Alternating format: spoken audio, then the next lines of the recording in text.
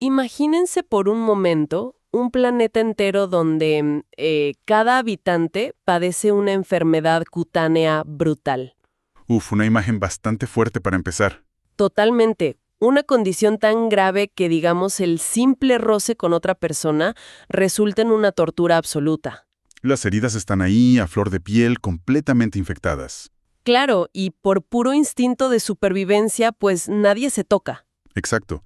Pero lo más impactante de este planeta imaginario es que como la afección lleva siglos presente, los manuales de medicina locales la describen como la fisiología normal. O sea, se asume que es lo natural. Sí, se asume que la piel humana duele por naturaleza y que el aislamiento emocional y físico es, pues, la única forma lógica de existir. Es una analogía perturbadora, la verdad, pero funciona como el punto de partida perfecto para la inversión profunda que tenemos hoy. Bienvenidos a todos a este nuevo análisis a fondo de nuestras fuentes. Hoy tenemos sobre la mesa una pila de apuntes, artículos y como texto central las enseñanzas de la maestría del amor. Que es una obra fundamental de la sabiduría tolteca contemporánea del doctor Miguel Ruiz. Así es.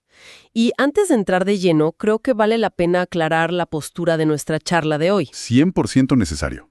Sí, porque el objetivo aquí no es avalar ni rechazar conceptos espirituales o dogmáticos.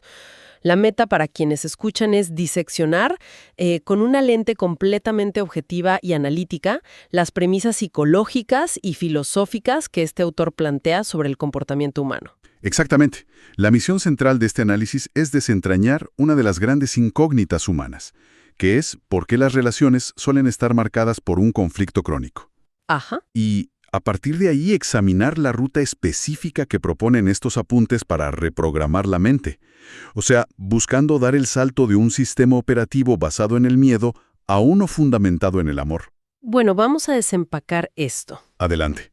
Retomando esa analogía inicial del planeta con la enfermedad en la piel, los textos sugieren que eso es un reflejo exacto del estado actual de la mente humana. Hablan de heridas emocionales que están infectadas por el veneno del miedo. Veneno emocional le llaman. Exacto. Operamos con un sistema operativo que está dañado desde su origen, plagado de errores de código, pero que damos por válido simplemente porque, pues, cualquier persona con la que nos cruzamos padece el mismo fallo. Claro. Y para entender la magnitud de ese fallo en el sistema operativo, la pregunta obvia es, ¿cómo nos infectamos en primer lugar? ¿De dónde salió el virus? Exacto. La lectura nos propone un recorrido fascinante que va desde la inocencia absoluta de la infancia hasta la construcción de una estructura mental basada en heridas. El punto de partida es el estado natural del ser humano al nacer. Que los apuntes denominan el sueño del planeta. Es este inmenso compendio de reglas, normas sociales, religiones, leyes y expectativas que ya están funcionando cuando llegamos al mundo. Así es. Y un niño recién nacido viene sano. Su instinto primario es jugar, explorar, expresar lo que siente sin ningún tipo de filtro. Pero ese estado de inocencia inevitablemente se topa de frente con un proceso que las fuentes llaman, de forma muy directa, domesticación. Y el uso de la palabra domesticación no es casualidad. Para nada. Plantea que la socialización humana opera bajo el mismo esquema con el que se entrena, digamos, a un animal de compañía. O sea, un sistema riguroso de premios y castigos. Totalmente. Cuando un niño actúa según las expectativas de los adultos, recibe atención, elogios, abrazos, ese es el premio. Ajá. Pero cuando cruza la línea o simplemente expresa una emoción que incomoda al entorno, recibe un castigo, que puede ir desde un regaño fuerte hasta la retirada temporal del afecto. Lo que detona un miedo primario y devastador en el niño, que es el miedo al rechazo. Claro, el niño no quiere perder el amor. Exacto. Y empieza a registrar que ser él mismo, en su estado natural, no es suficiente para garantizar su supervivencia emocional. Entonces, como mecanismo de defensa, comienza a fabricar una imagen falsa. Una máscara. Una máscara diseñada a la medida de lo que mamá, papá, los maestros y toda la sociedad exigen. Y ahí se genera una brecha gigantesca y muy dolorosa entre lo que la persona realmente siente en su interior y la proyección perfecta que intenta mantener hacia afuera. Es un proceso de división interna. Entonces, ¿qué significa todo esto? ¿No es la domesticación simplemente una palabra dura para referirse a la crianza básica y la socialización? ¿Cómo se supone que criemos adultos funcionales sin enseñarles reglas? Si conectamos esto con el panorama general, la crítica de las fuentes no va dirigida a la enseñanza de normas de seguridad o convivencia. O sea, no están diciendo que dejemos a los niños correr por la calle. Exacto. Las reglas viales o de cortesía son utilitarias y completamente necesarias para sobrevivir. El daño ocurre en el subproducto psicológico de ese método. Ajá, explícanos eso. El problema surge cuando, en lugar de aprender que cruzar la calle sin mirar es peligroso, el niño interioriza que es malo o indigno porque se equivocó. ¡Wow! Claro. Ahí es donde nace lo que el autor define como el juez interno implacable. Esa vocecita narrativa en la cabeza que parece tener una opinión negativa y súper destructiva sobre absolutamente todo lo que hacemos y pensamos. Ese juez opera basándose en un libro de leyes inalcanzable. Nos venden una idea artificial de perfección desde que somos muy pequeños. Y como la perfección humana es un mito biológico, el individuo está condenado a fracasar constantemente en su intento de alcanzarla. Constantemente. Y cada vez que falla, el juez interno dicta sentencia. ¡Qué agotador! Muchísimo. El resultado es un autorrechazo crónico. Pasamos la vida castigándonos, no por romper una regla de tránsito, sino por el simple hecho de no encajar en un molde idealizado que ni siquiera elegimos nosotros. Claro, y esa dinámica de autorrechazo crea un agujero negro emocional. Al no sentirnos suficientes ni dignos bajo nuestros propios estándares distorsionados, pues se abre un vacío. Un vacío enorme. Y el movimiento lógico, aunque profundamente trágico, es salir a buscar en otras personas la validación y el valor que somos incapaces de darnos a nosotros mismos. Así es. Y las metáforas que utiliza el texto para ilustrar esta búsqueda son muy, muy agudas. Hay una historia particular sobre un hombre que, tras analizar empírica y racionalmente el mundo, concluye que el amor es una ficción. ¿Una invención? Exacto. Una mera herramienta de manipulación inventada por religiones y poetas para controlar a las masas. Al refugiarse en esa extrema racionalidad, conoce a una mujer que comparte exactamente la misma visión escéptica. Una coincidencia que parece ideal para alguien que huye desesperadamente del compromiso emocional, ¿no? Totalmente. Y al principio funciona a la perfección. Se relacionan desde un respeto inmenso precisamente porque, al no creer en el amor, han eliminado todas las expectativas previas. Nadie espera nada del otro. Así es, esa libertad absoluta paradójicamente hace que el hombre experimente una alegría abrumadora. Alcanza un estado de felicidad tan puro que la historia lo simboliza como una estrella brillante que él baja del cielo. ¡Qué bonito! Pero en un arrebato de gratitud, decide poner esa estrella en las manos de la mujer, diciéndole que ella es la única razón de su felicidad. ¡Uf! Un peso enorme para cualquier persona. Cargar con la estabilidad mental de alguien más. Imagínate, la mujer, al verse de pronto como la única responsable de sostener la felicidad total de otro ser humano, se asusta y duda. Lógico. Y en ese breve instante de pánico, la estrella se le resbala de las manos y se hace añicos contra el suelo. La moraleja es contundente aquí. La tragedia no fue el sentimiento en sí, sino el acto instintivo de ceder el control de la propia felicidad a un tercero. Aquí es donde se pone realmente interesante. Pensemos en lo absurdo que es esto en cualquier otro contexto. A ver.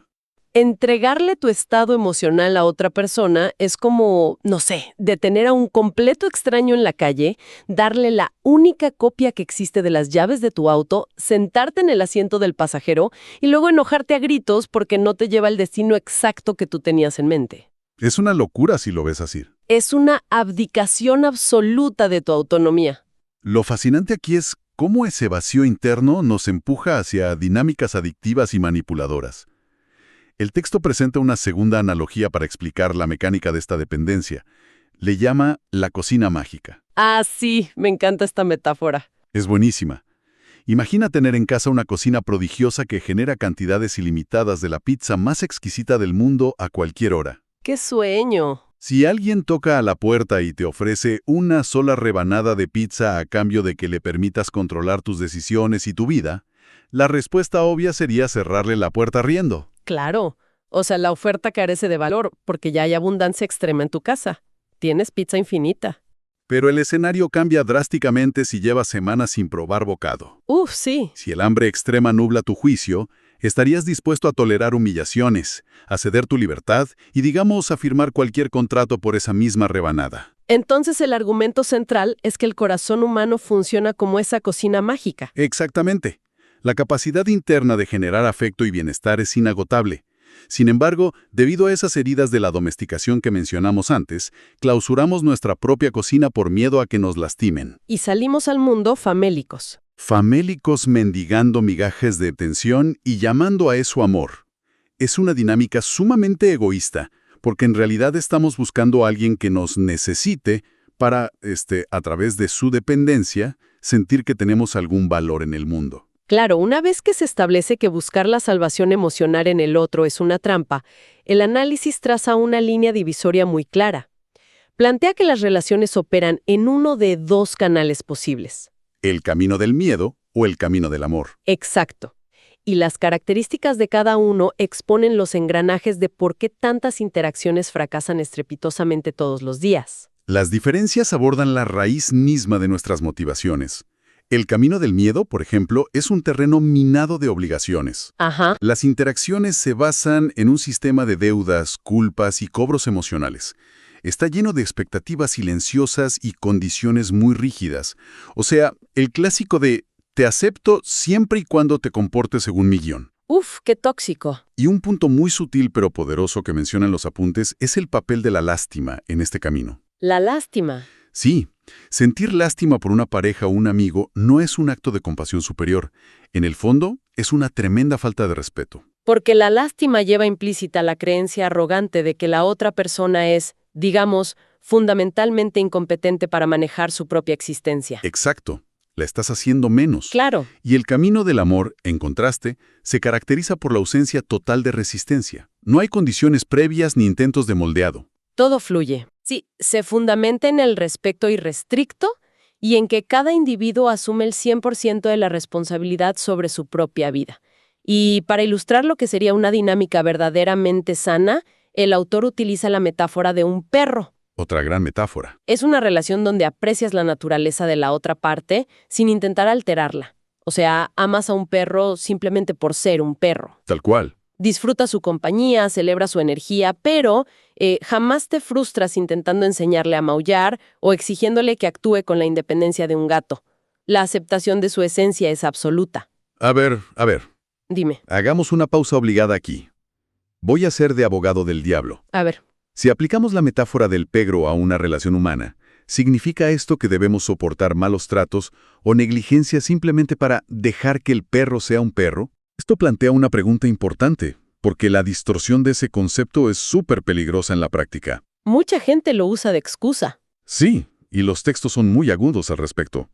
La aceptación incondicional no es sinónimo de martirio ni de sumisión, para nada.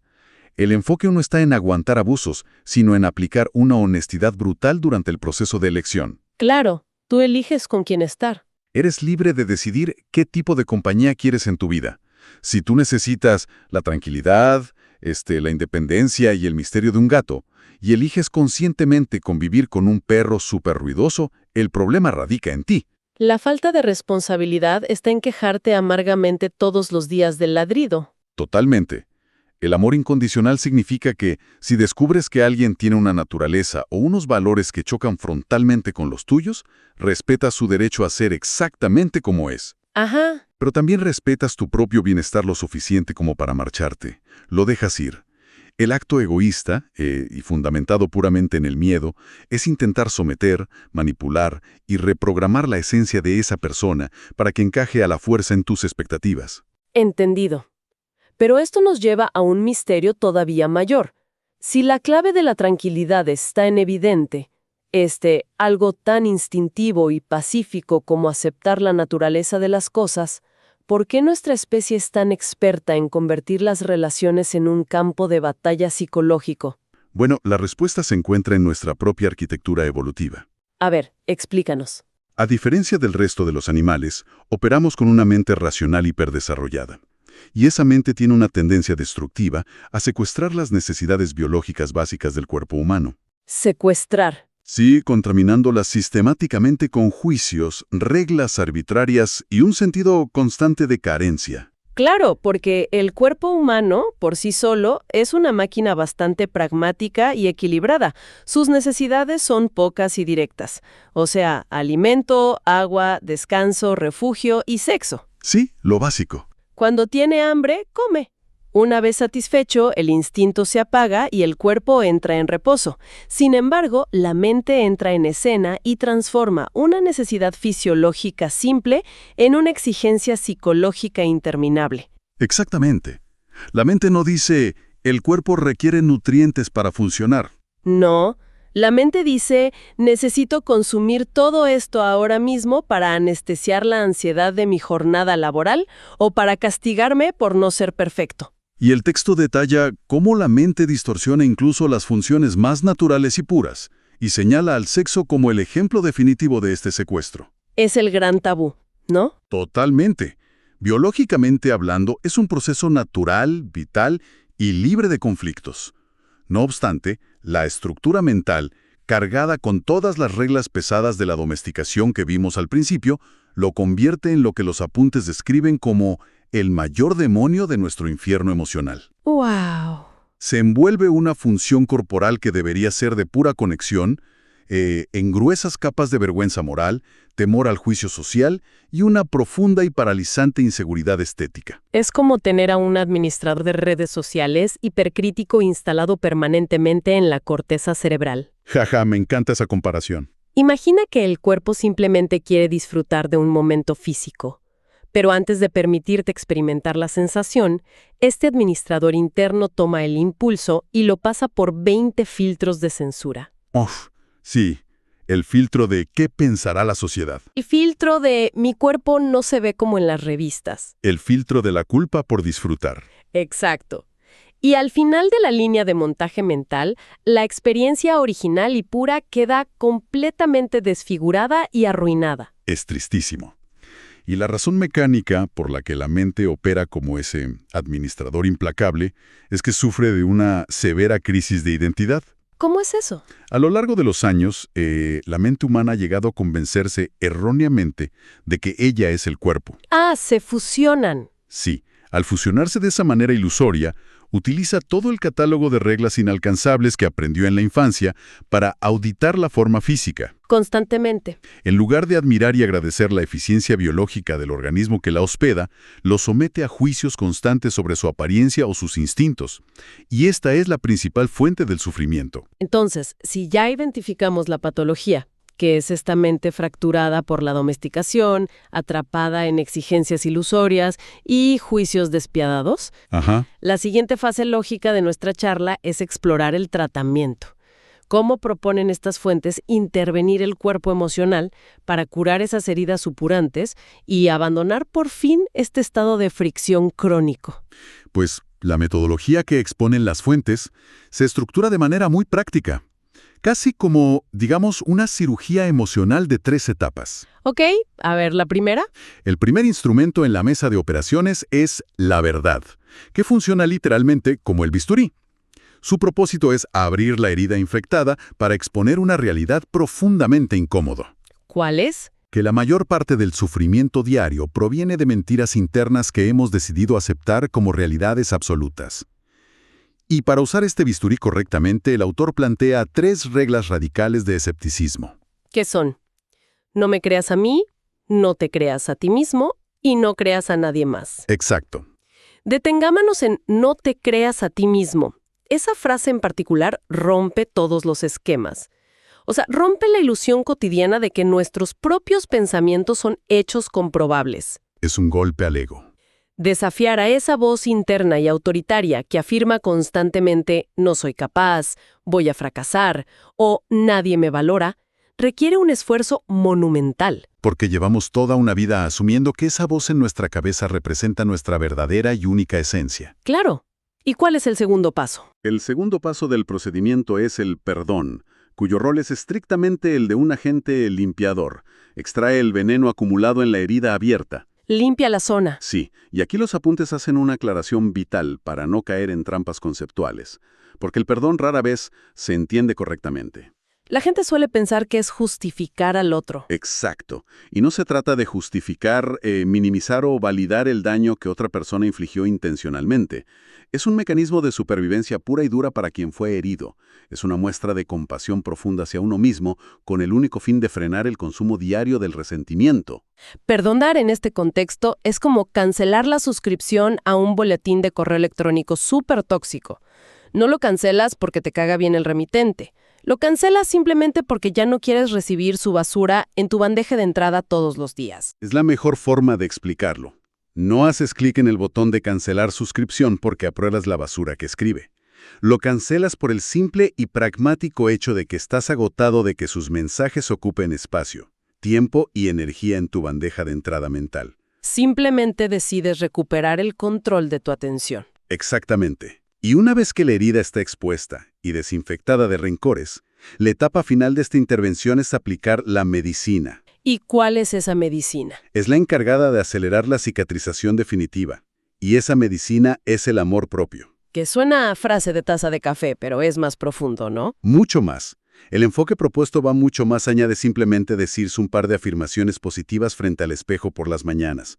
Implica, ritualizar las acciones diarias hacia uno mismo. O sea, tratar al propio cuerpo, al descanso y a las propias decisiones con el mismo nivel de respeto y devoción absoluta que se reservaría para algo divino. 100%.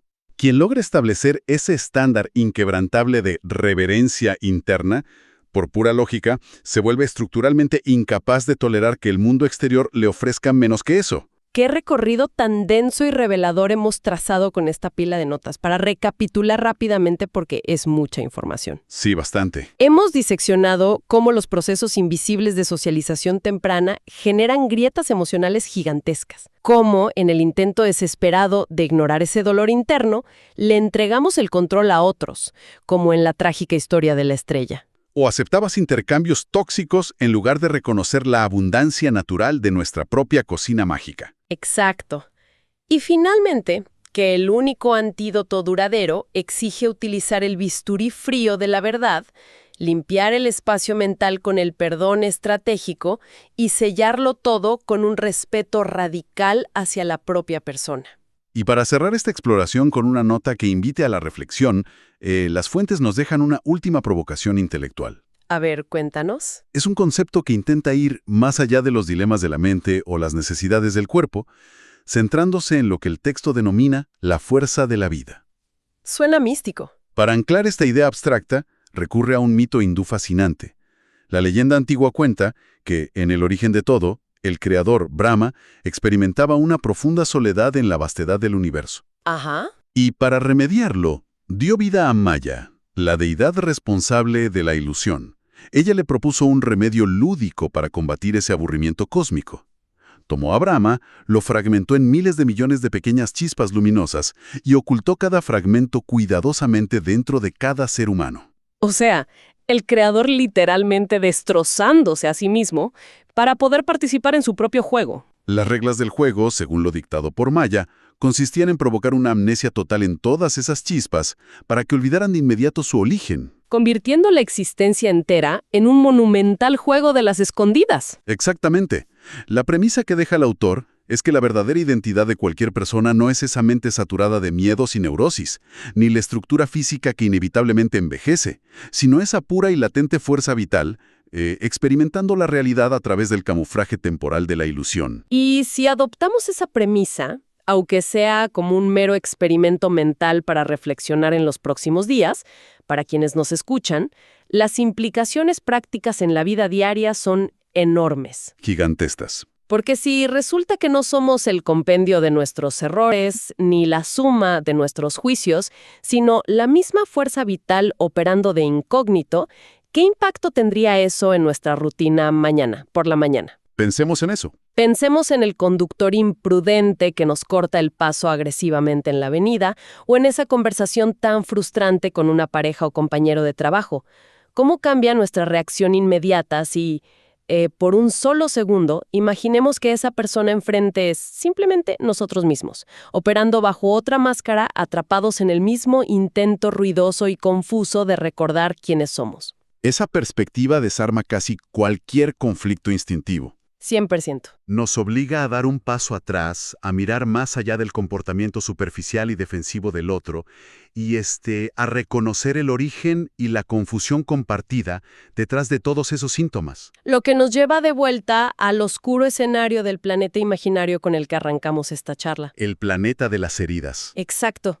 Si lográramos interiorizar que somos distintas expresiones de la misma energía jugando a las escondidas, quizá, podríamos empezar a erradicar de raíz esa epidemia de dolor colectivo. Perder el miedo a tocarnos. Quizá perderíamos el terror visceral a rozarnos, metafórica y literalmente, y lograríamos por fin reiniciar este sistema operativo defectuoso, borrando el código del miedo de nuestra programación, para instalar de una vez por todas el algoritmo del amor. Ha sido un viaje verdaderamente fascinante a través de esos apuntes y reflexiones. Definitivamente.